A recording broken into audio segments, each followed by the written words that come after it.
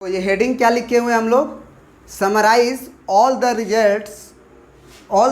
Results of parallel lines, है ना। या यहाँ पे ऑन भी लिख सकते हो। पैरेलल लाइंस के ऊपर जितने भी रिजल्ट्स हम लोग पढ़े हैं, जो आपके एनसीईआरटी, आर.एस. अग्रवाल, जितने भी आर.डी. शर्मा, कोई भी बुक आप उठा लो, उसके क्वेश्चंस पैरेलल लाइंस वाले और लाइंस एंड एंगल वाले बना सकते हो तुम। तो ये टॉपिक इस तरह से लेंगे हम।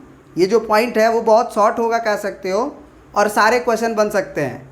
जितना भी थ्योरम 1 से लेके थ्योरम 6.6 तक हम लोग पढ़े हैं, जो भी, वो सारा को कंक्लूड कर रहे हैं, जो कि क्वेश्चन में यूज होगा।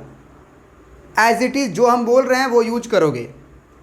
देखो, सबसे पहला रिजल्ट हम लोग पढ़े थे एक्सियम के रूप में, जो आपके आर.एस. अग्रवाल में थ्योरम के रूप में दिया हुआ है कि अगर दो लाइन पैरेलल अगर है और एक ट्रांसवर्सल लाइन कट कर रहा है तो कॉरस्पॉन्डिंग एंगल बराबर होंगे। पहला रिजल्ट, कॉरस्पॉन्डिंग एंगल बराबर होंगे। दूसरा रिजल्ट, ऑल्टरनेट इंटीरियर एंगल बराबर होंगे। तीसरा रिजल्ट, बताओ जल्दी जल्दी, एक ही तरफ के इंटीरियर एंगल का सम 180 डिग्री होगा। तो ये सारा रिजल्ट जो है अब हम लिखने जा रहे हैं, है ना। सबसे पहले अगर हम ये तुरंत अगर एक बात बोले कि एल लाइन एम के पैरेलल आपको दिया गया है, तो आप क्या क्या रिजल्ट फटाफट बोल सकते हो। पहला रिजल्ट बोल सकते हो कि अगर एल और एम पैरेलल हुआ तो कॉरस्पॉन्डिंग एंगल आपस में क्या होंगे, कॉरस्पॉन्डिंग एंगल्स आर, बोलो, इक्वल। दूसरा रिजल्ट क्या बोलोगे, फटाक से जल्दी बोलो। देखिए, सबसे पहले बोल सकते हैं कि अगर एल और एम आपको पैरेलल दिया रहेगा, then all of them is used. मतलब क्वेश्चन बनाते समय अगर हमको दे दे कि एल लाइन एम के पैरेलल दिया गया है, तो आप पहला यूज कर सकते हैं कि कॉरस्पॉन्डिंग एंगल्स इक्वल होंगे।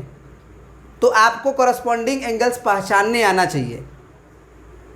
दूसरा आप बोल सकते हैं कि ऑल्टरनेट इंटीरियर एंगल्स बराबर होंगे। तो ऑल्टरनेट इंटीरियर एंगल्स आपको पहचानने आना चाहिए। तीसरा बोल सकते हैं कि sum of interior angles on the same side of transversal is 180 degree.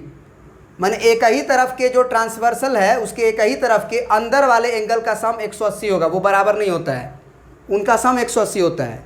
तो वो पहचानने आना चाहिए। तो यानी कि सबसे पहला एंगल अगर हम बोलें कि कॉरस्पॉन्डिंग एंगल की बात हो रही है, तो क्या एंगल 1 जो है वो किसके बराबर होगा, कॉरस्पॉन्डिंग किसके है, एंगल 1, एंगल 5 के। तो एंगल 5 के बराबर आप लिख सकते हो कभी भी। एल एम पैरेलल है तो आप कह दोगे कॉरस्पॉन्डिंग एंगल से 1/5 बराबर।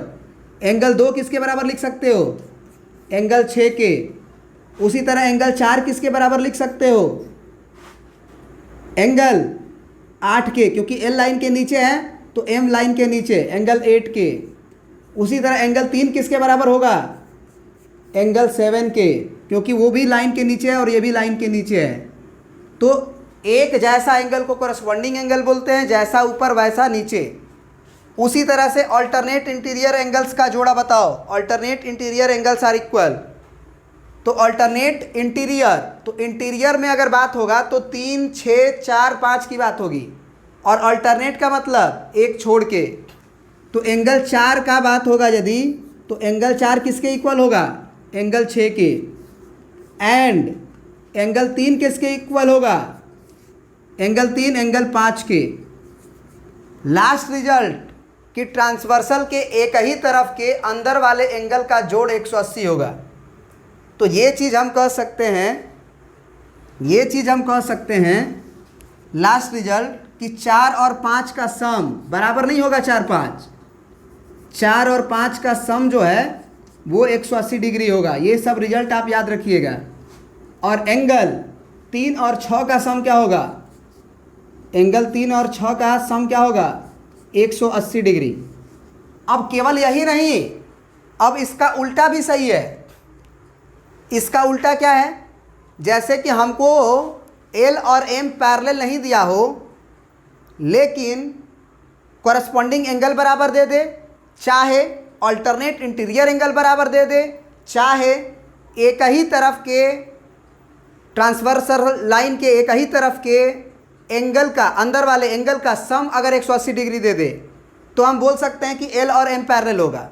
अगर कॉरस्पॉन्डिंग एंगल भी बराबर दे दे तो भी हम एल एम को पैरेलल बोल देंगे, या फिर अल्टरनेट इंटीरियर एंगल बराबर दे दे, कोई भी जोड़ा, एक जोड़ा कोई भी बराबर दे दे तो हम एल एम को पैरेलल कर देंगे, या फिर अगर एक ही तरफ के एंगल के सम को अभी अगर 180 दे दे तो हम उसे पैरेलल प्रूफ कर देंगे। और ये सारी चीज़ें हम प्रूफ करके आ रहे हैं, इसीलिए हमने चाहा कि एक बार इसको समराइज़ कर दिया जाए क्वेश्चन के बनाने के लिए, ठीक ना।